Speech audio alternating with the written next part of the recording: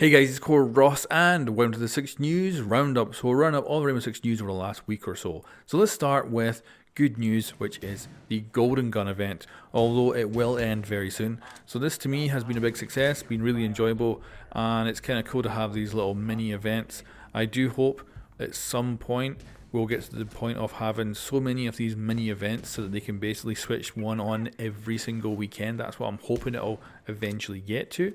But let me know what your guess is for when Golden Gun will return. Of course, it only lasts until the 23rd, so that's Monday. And then after that, we don't know when it returns, although we do know that it is planned to return. So like the big major events are never planned to be returned, although I could see that happening in the future. So yeah, it kind of sucks that it's going to be gone so quickly. Maybe with this whole quarantine thing and everything and people staying in their homes and playing much more games, then perhaps we will get to the point of maybe they'll extend this, maybe they'll bring it back quicker, maybe even next weekend we might see it if we're really lucky.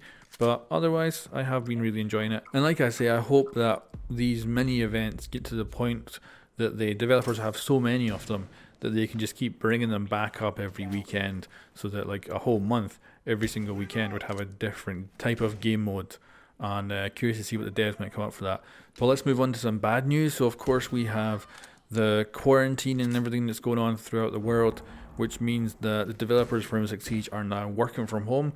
As such, the amount of content they'll be able to produce is going to be less. So they're planning to, in the short term, cut out some small patches that would have been coming out, and instead they'll probably be keeping to bigger, larger patches. And I expect some of the stuff they were planning to do will get delayed into other seasons.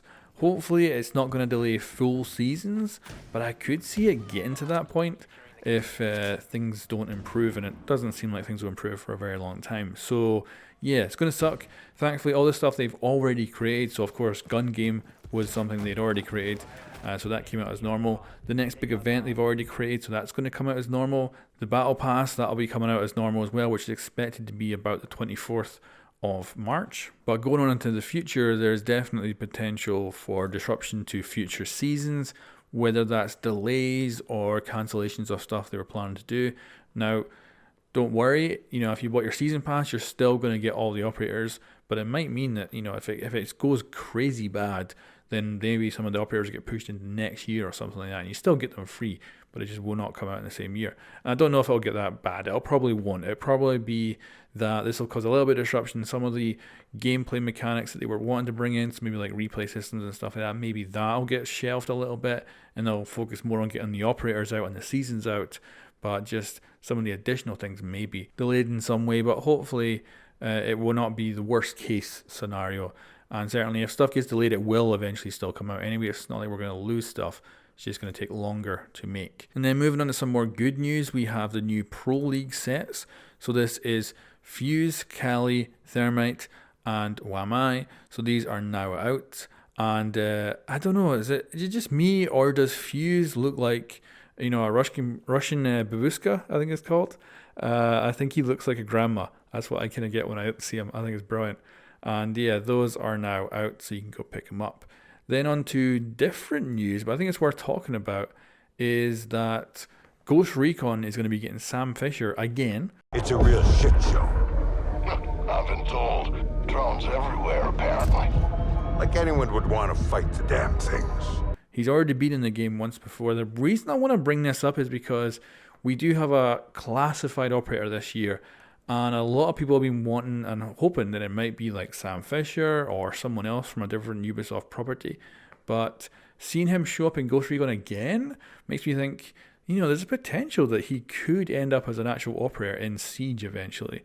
Because, even if it's not this one where we get this classified operator, it could well be in the future they do decide to go and do this.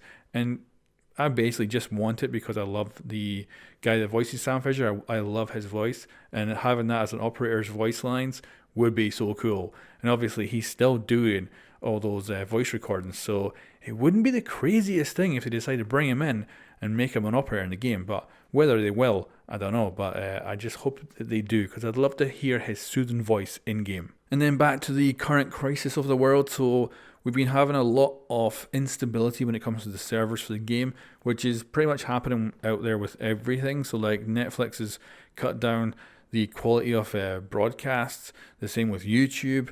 It's just got to the point of where there's so many people online at the same time that servers are getting overloaded and bandwidth are getting completely eaten up.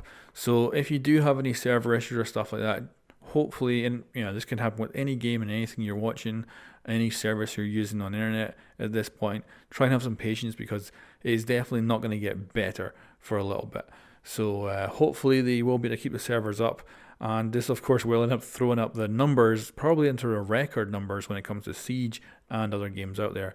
Anyway guys, that is the news for Rainbow Six Siege over the last week or so.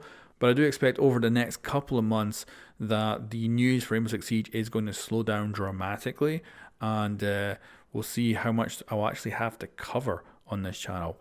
But anyway guys, thank you very much for watching. I'll catch you next time.